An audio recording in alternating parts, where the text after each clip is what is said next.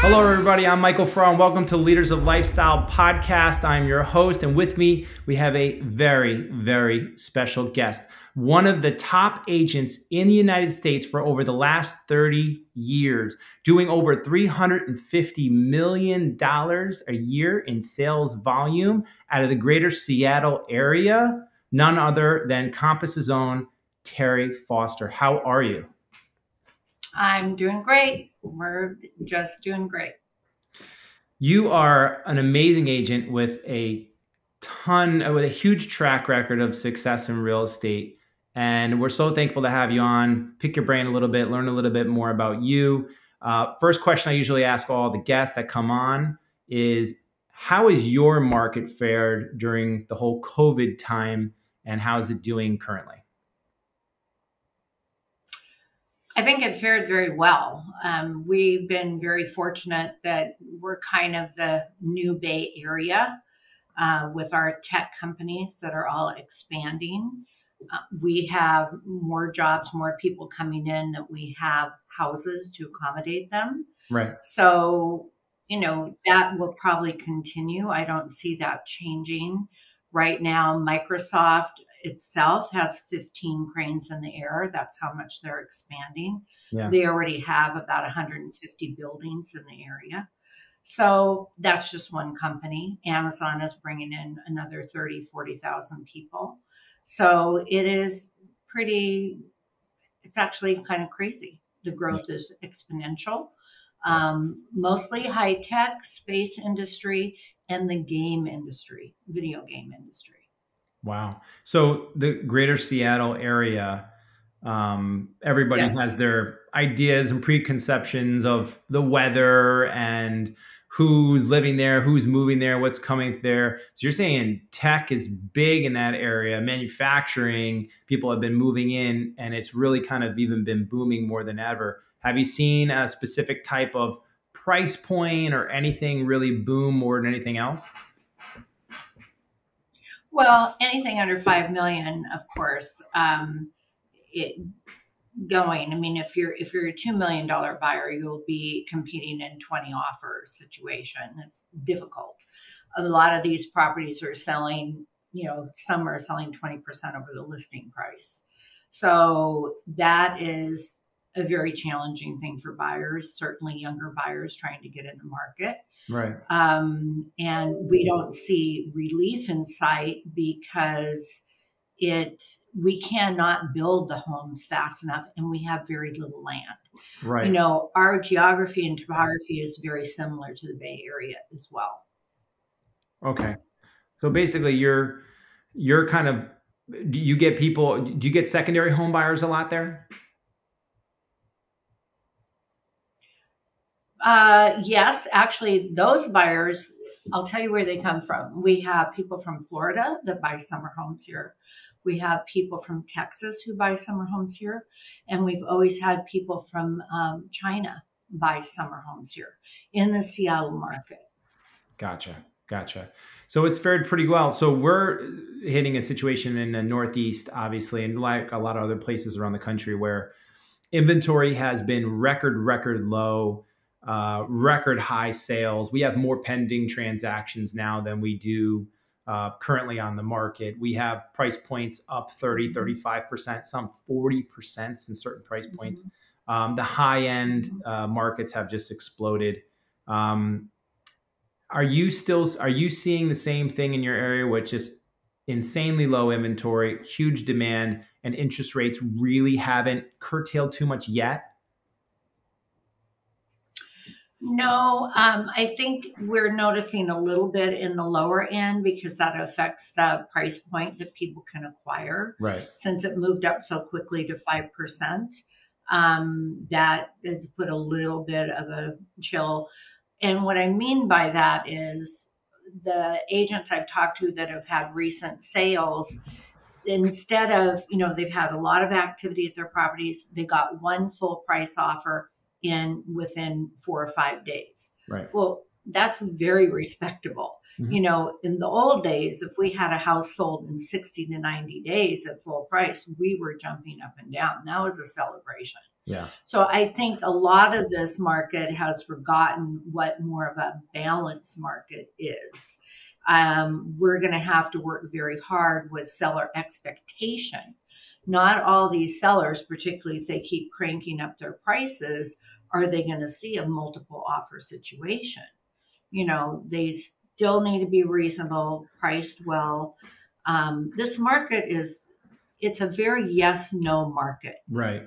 Everything is on the front end. If you do not prepare these properties perfectly for market, and you launch it, everybody who's there in the market at the moment, they'll come see it right away. Right. That's it. Right. They vote, and if it's yes, they write. If they vote no, they don't. They're gone. You don't get them back. Right. So it's kind of what I call the Amazon think brain or whatever, is that, you go to your computer, you click on it, it comes to the door. They want everything just turnkey. They often want all the furniture. They don't want to have to do anything. They don't Right. want to have to do paint, carpet, nothing. Right. So we spend a lot of time on the front end before we ever launch these properties to market. You said something really interesting when you said setting the expectations for the seller, as the market always ebbs and flows and changes, and we're going to go into a new phase of this market here if we start to cool down. Mm-hmm. I heard something the other day, I thought it was perfect. Someone said, we've been giving sellers, and the market's basically gotten the punch bowl, and all the sellers got drunk. Everybody just got drunk, unlimited punch in the punch bowl. And then they said, what we're about to do when you raise the interest rates is they're gonna take the punch bowl away, like, completely. And then somebody else said, no, they're not gonna take the punch bowl away. It's basically like the end of the party. The party's still going on. We're just gonna take the punch and switch it to water right now. So they're still gonna drink it. There's still a party going on, but it's like, hey, it's almost time to go home. They're going to give you some water right now as we tamper this thing down a little bit. That's more of like what I think is going on. People need to be reasonable and not greedy. I mean, that we really see a lot of that. Here's an example. So you bring on a house right under 2 million, and maybe it gets bid up to 2.5. That property, if the next one comes on at 2.5, it's not going to be bid up to 3. Right. They need to come on real close to where that property came on at. And maybe they won't do as well depending on what the property is. But everybody cranks up to the last sale, and they really shouldn't do that. It's a competitive market. You get more money for your listing if you actually pull back a bit and not push up. Yeah. Gotcha. So let's talk a little bit about you and how you got started. I mean, the numbers you're putting up are phenomenal. Top in the United States, sure, top in your market. 30-year career. You put in your time. I'm sure you've seen the market and the way real estate is sold over the last 3 decades change.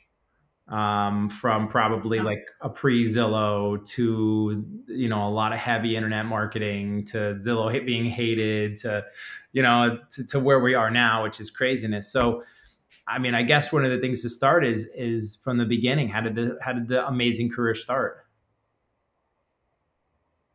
Well, it certainly wasn't amazing in the beginning. I started like a lot of agents. I mean, I started in the late 80s. You didn't have any technology. We had our MLS books. The books would come out. The properties would already be sold because they were printed every 2 weeks. Right. And when the market got really tight and low inventory, we literally would get up in the morning and drive and try and follow the sign truck, because that would be the next house coming on the market. Wow. We didn't have fax machines, any of those things. You're running around in the night trying to get documents signed and whatever. I mean, it's really interesting how technology has completely changed this market in a good way. We can be much more efficient, but the demand is much greater on us too, to respond more rapidly, right? So I started, there wasn't any training in those days. Nobody, basically you had a desk, a phone, and a phone book. And they just said, okay, go. And I did, standard crazy mailing marketing most of my night, up late mornings, all that, and just trying to connect with people in neighborhoods and my sphere and all of that any way I could. No social media. I mean, you didn't have any of those resources. So it Right. took a couple years to even get to a point where I made any kind of money at all. And somehow, I guess because before my real estate career, I was a um, personal trainer. I had a fitness company, Nice. and I trained a lot of the wealthy in the area. I would go to their houses and train them. And I built some really great relationships. So when I went into real estate, of course, I had to change. I had to have them change their context about me, Hmm. right? So I had to do my homework and let them know that I actually knew what I was talking about. And when I teach classes, that's what I talk about. You need to know the zoning. You need to know the history of property. You need to know the nuances of neighborhoods.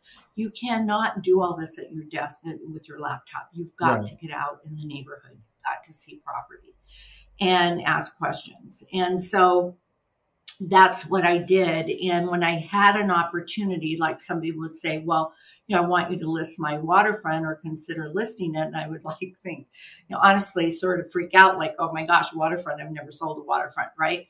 Well, what you do as a new agent, you get somebody who has, right? And you work as a team and somebody with more experience. So you can go in and secure that property, secure the listing, and then have that opportunity to learn.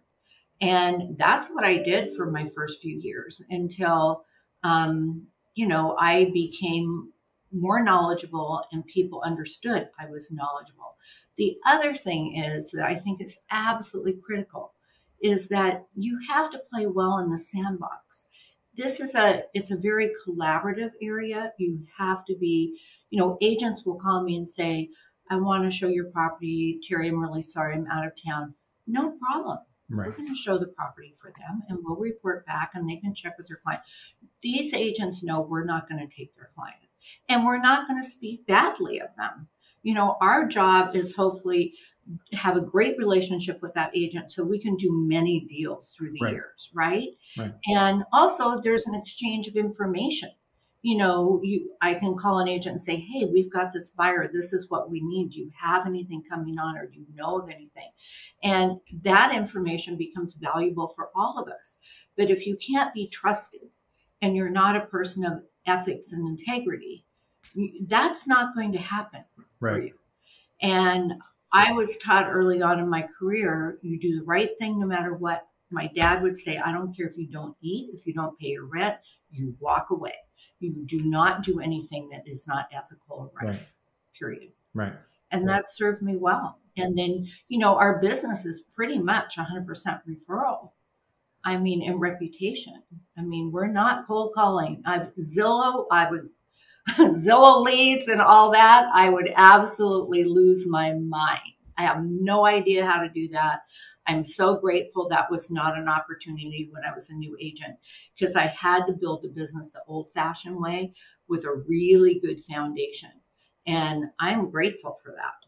Yeah. I think the the idea of people getting into real estate and leaning heavily into the sales side, um, I always tell people, like, before you learn sales tactics or any of these things, which you don't want to be a salesman, you want to be a consultant, you want to be an advisor, you want to have extreme knowledge in what you do, but there is no leapfrogging the networking pipeline, relationships. And I get a little worried sometimes when people leverage too hard into social media, or they say, I'm just going to do this other automated thing. You can do online lead gen, but there's a difference between just creating an online lead gen funnel where you're saying, hey, if you're interested in getting an information on your price point of your house now or free CMA, click the button, and trying to run your whole business like that. And another thing to say, I want to be one of the top agents selling the top properties in my area. where I'm a niche kind of top expert, that's not a click funnely kind of thing. That is the relationships, that's the referral, that's an amazing experience that that client buyer seller has and then passes you on, because then you are the trusted advisors that are in that community. And it's not a surprise that when you meet some of the highest, best agents, they're normal people too, with an extreme knowledge, and they don't come off as salesy because they don't have to be. They're just really good at what they do. And people try to, just create something else all the time instead of putting in the work like you did and have 30 years of relationships and 30 years of performance and 30 years of credibility. And it's hard because agents want it all now. Well, there's no right. You can't skip the step. Right. You really can't. It is really building blocks.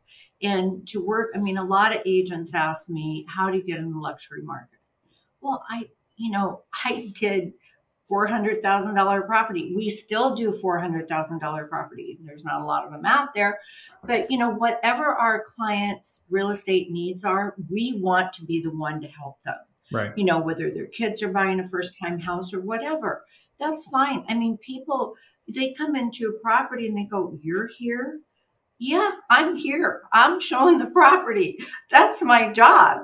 Right. That is not beneath me. That is my job, to represent the property, to be there to answer the questions and to interface with that agent and their client.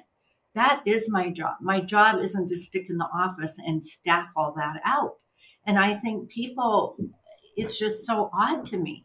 I have a team of 10. They are really administrative support staff. Yes, they're in the field with me. They do not replace me. That's not how this works. This is a service business. We are problem solvers. We do not sell. We have to listen. What is the problem we're trying to Right. solve here? They need to move because of a job, because of finances, because of divorce, because of death. What is it? And how can we help them? Right. We walk into a situation where an older lady has been there for 40 years. Her husband has passed away. She's trying to move to California. No problem. We will take over everything for her, help her get packed up, get stuff to dump, all that, and get her on her way and get her house sold. Right. That is what we do. And she doesn't need to worry about it. We take care of it.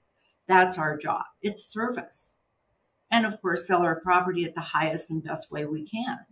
So that's what we do every day. And people think, I just love these $1 million listing shows or whatever they are, which I don't watch them. I can't stand to watch them because it's all about this glamour craziness, which is not. I mean, my team in the last few days have been dealing with 2 houses with rodent infestation, which is not exactly glamorous. And we have to get these properties cleaned up before we can paint and carpet and stage them and get them on the market.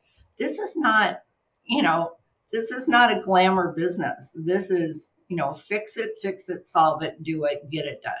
I think that there's a lot of people that say, well, I can make X amount e-commerce. I can make this amount Bitcoin. I can make this amount whatever.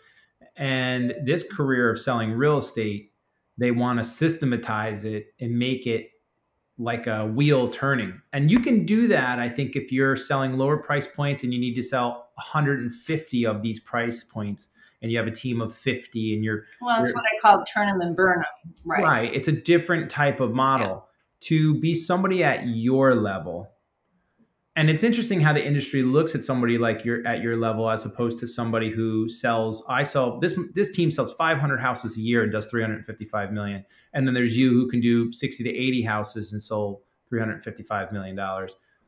The industry is going to look at you and say, well, you're the gold standard here, because that's an administrative thing. That's a whole nother ballgame. You are the actual person in the field doing the work, the best of the best, the cream of the crop. You can't click a switch or be on a show, or you're not going to speed through that. And what you do is the best, and it's the quality. And I would guess your marketing is quality. I'm going to guess all your agent experience. Like you said, you're the one on the phone. You don't pass that somebody off to do all your open houses or showings or everything like that. You're there working for your clients, and they respect that. And that's why they work with you. Yep. So let me ask you this. That's just our job. Yes. If you were to start again, this is a question that when people that are newer to the business listen to this stuff, they were like, okay, well, that's great. You have 30 years experience. I'm 5 months of experience. If you were to start all over again, right, in 2022, now you have the new systems, the new tools, you have everything now at your exposure on the internet. What would you do now? Your day one, uh, starting all over. What would you do? Well, first of all, you work where you live. I Okay. have a bunch of sayings because old school. You work where you live. So wherever you live, you need to know everything about that area. You need to watch all the real estate, for sale by owner, what just sold, who's got it listed, whatever. You need to know. And that whole section, you need to understand it inside and out because that's kind of your foundation. And that's also your world, right? Your community. You should be active in something that is probably nonprofit or community oriented. And that's to connect with people. And that needs to be real. Right. You know, your agenda isn't, oh, well, here, I'm a realtor. You know, I want you to hire me, but, you know, I'm going to spend some time in this organization. No, you need to be involved in something that you're passionate about, that's in your local community, so you can create real relationships. That's super important. Yeah. Two, then you need to go out and look at property. If you don't have a client in your car or, you know, or walk or however you are, depending on your area, you need to look at property every day. You need to understand the inventory.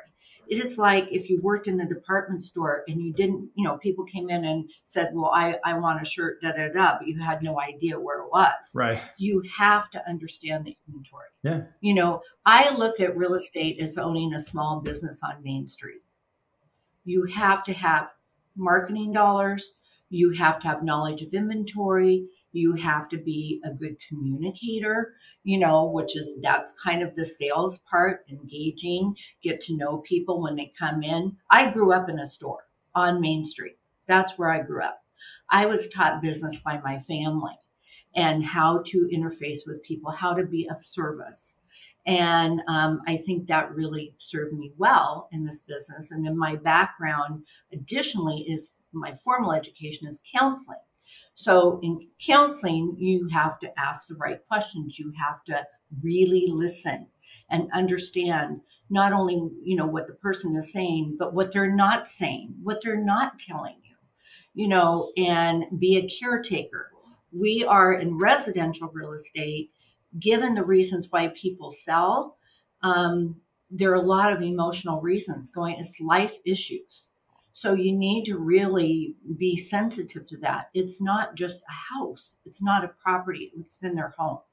So you have to be mindful. So those things. And then with all this great technology today, yes, you do social media. Of course you do. And you can do, like we did a thing. We have a team member. His name is Lance, and Lance on the scene. So he would go out to the latest coffee shop that just opened, Yeah. or that, you know, whatever's going on in your community, you know, and we would post that. You know, it's of interest, and it also says you're aware of your neighborhood and your community. Right. You want people to connect you. The other thing about social media, it's a terrific tool where, say you have a buyer and you've got to go tour 5 condos or something. Well, you actually interface with your sphere on social media and you say, well, I have to go look at 5 condos today. And so we're going to do a tour. And so you go to condo 1 and you say, okay, this is number 1. And here's the best features of this condo. And it is price X. Then you go to condo number 2. And by the time you watch this little video of this, you, like me, the agent even, you've toured 5 condos with this agent on the scene. But what that does is that agent is connecting with his sphere that, hey, I do real estate. I am knowledgeable about real estate. And you know, they have to see you interacting with real estate, right? So any of these new agents that I coach, that's what I tell them. I mean, social media is a great tool for them to really let their sphere know what it is that they're doing now. It was like me. I was in fitness And then I went into real estate. If I would have had social media to help me, to help my client base change context about me, I probably wouldn't have been starving the first 5 years I was Yeah. in business. You Yeah. know, Yeah. I mean, agents today with technology can shorten the ramp, Right.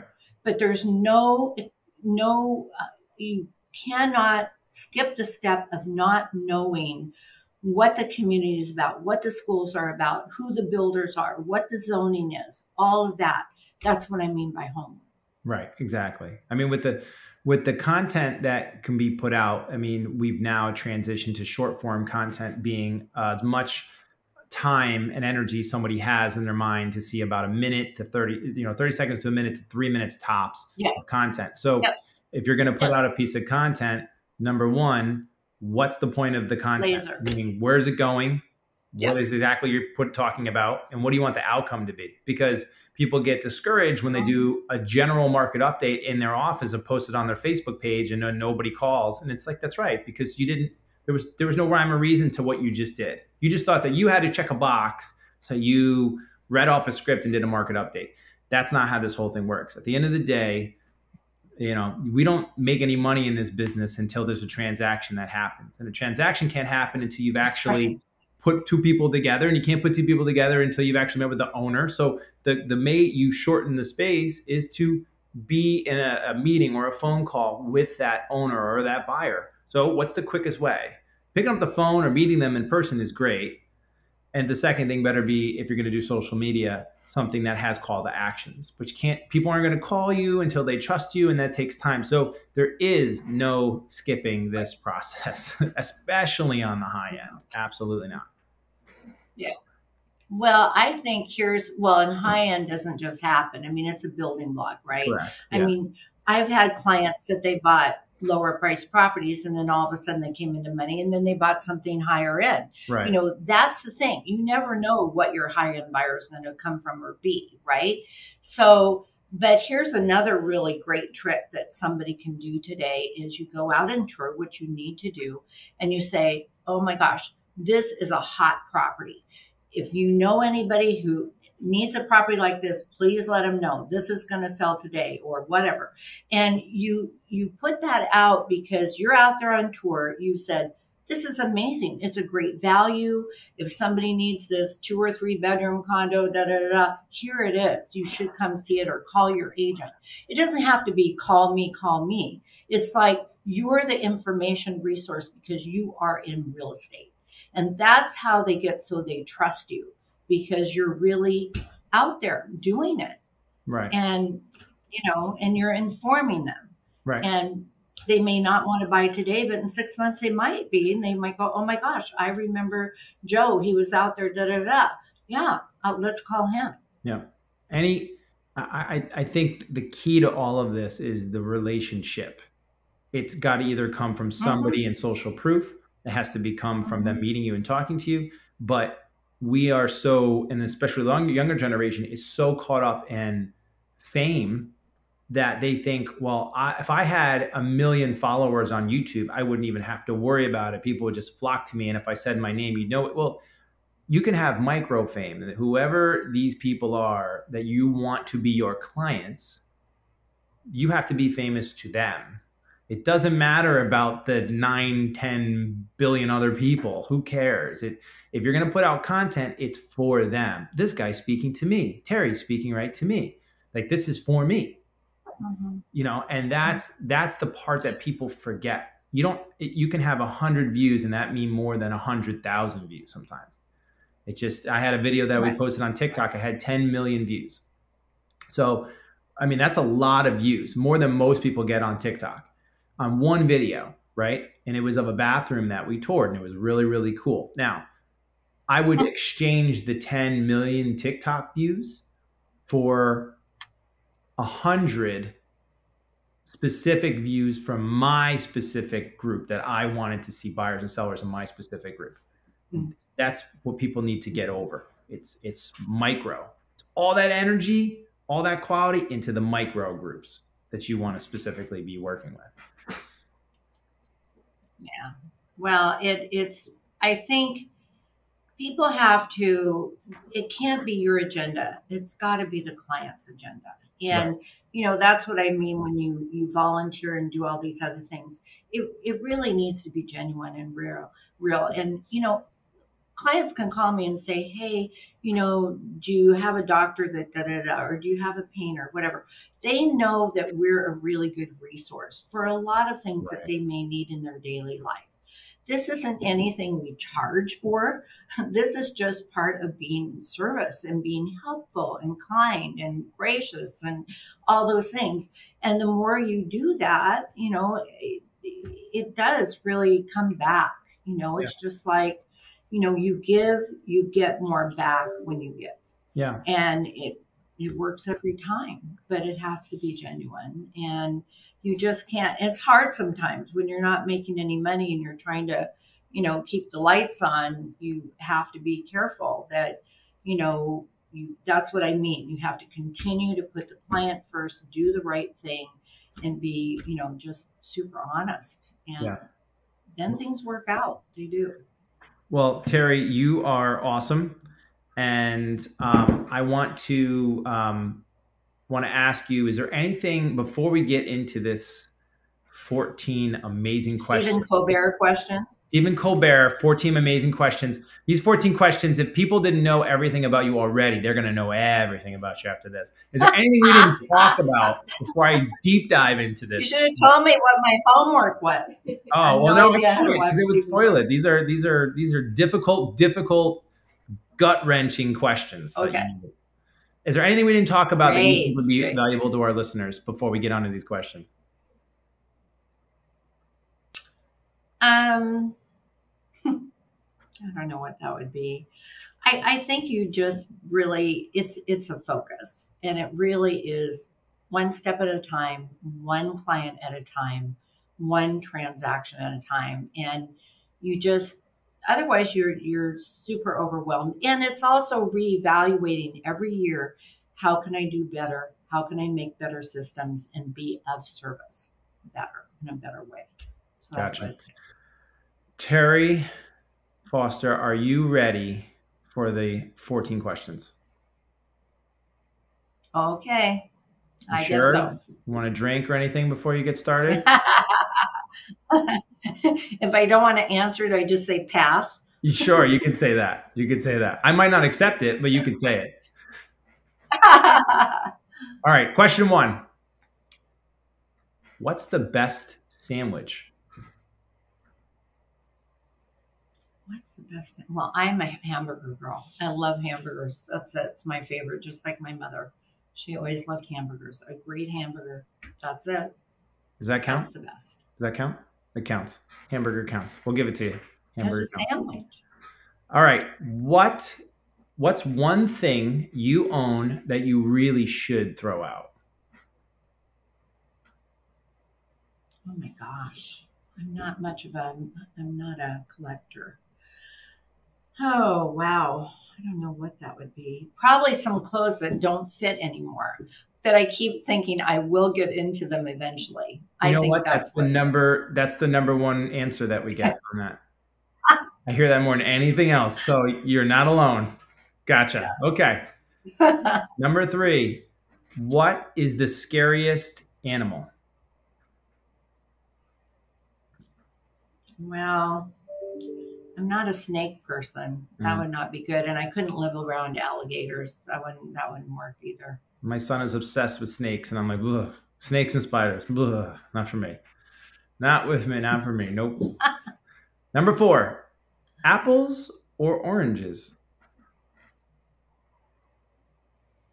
Well, I like them both and I eat both every day. So I'm not sure I could pick one over the other, but there is a new Washington apple called Cosmic that Mm. was developed by the Washington State University, and it is awesome. It is like the best apple out there, called Cosmic. So So I'm going to I'm say very apple into for that. you, and I agree. I'm an apple Okay. person. Okay. Absolutely. Number five. Have you ever asked somebody for their autograph? No, Never. nope, No, I've gone to stood in line to have a book signed, if that counts, by an author like Colin Powell or, Oh, okay. I Yeah, did that. that So accounts. Yeah. yeah, I mean that's yeah, Colin Powell. yep, We'll go with that. Gotcha. Okay. okay. Favorite. Now you can change this. So you can pick the genre. I have here favorite action movie, but I'm going to take this a favorite movie. Oh my gosh, I don't even know if I could say a favorite movie. I love movies. Favorite movie. Um, I don't really. I like Sweet Home Alabama. I think it's very funny. Um, I don't know that it's my favorite, but I have watched it more than once, especially when I'm working out. Okay, we'll go with Sweet Home Alabama. You got it. All right, here we go. Next one. Round of golf or CrossFit class? CrossFit class. I don't play golf. There you go. Okay. Flat water or sparkling water? Well, I drink lots of flat throughout the day, but at dinner, to me, I will drink sparkling water with lime at like a cocktail. Nice. There you go. I'm obsessed with seltzer. I am all day, every day seltzer. Oh, are you? I got my wife and my kids all Oh, hooked on yeah. No, seltzer. during that. All hooked on it. Most used app on your phone. And messages can't be an app. This has to be an app you have to download. Well, there's an app called Landglide, and I would say that that's what's so great about that. I can see every plat map wherever I am. I can see every plat map in the country and the owner name and everything. And, you can have that on your phone and walk like acreage, and it will show you exactly where you are, if you're on the property line or not. Wow. I think as a realtor, that is just one of the best apps you can have. There you go. Very good real estate agent answer for that. Everybody should download that app so you can be like Tere Foster. Here we go. Next one. You get one song to listen to for the rest of your life. What is it? Oh my gosh. Oh, that's tough because I grew up in the music store. What's that one One song you just song. hear it all day? I could listen to it every No, day. um, it's the one that the guy in Hawaii sang. Oh, what is it? Somewhere Over the No, Rainbow? it's about the rainbow. Somewhere Over the Rainbow. It's not somewhere. Well, it is somewhere over the rainbow, but he's Hawaiian that did the version. Is he playing the ukulele? Yes. Yes. Yep. I know Yes. exactly what you're talking That about. is it. Yep. That one. That is a great song. Yeah. That's a Got it. hard song to not be in a good Yeah. mood or calm when you hear that song. That's good. Well, it just, yeah, it has very fond memories to me. I could probably listen to that every day. Yeah. Beautiful. What number am I thinking of? 7. Yes. First time I've ever had anybody guess it. Wow. 7. Really? I will never use that number again. Literally, I have done this a bunch. I have never heard anybody. Tere Foster. That's why you're number 1. I get you. All right. Wow, you can read minds. Okay. All right. Whew. All right. Last question. Describe the rest of your life in 5 words. 5 words? Yeah, it's tough.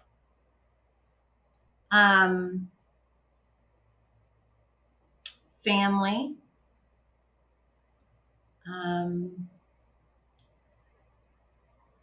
Experiences.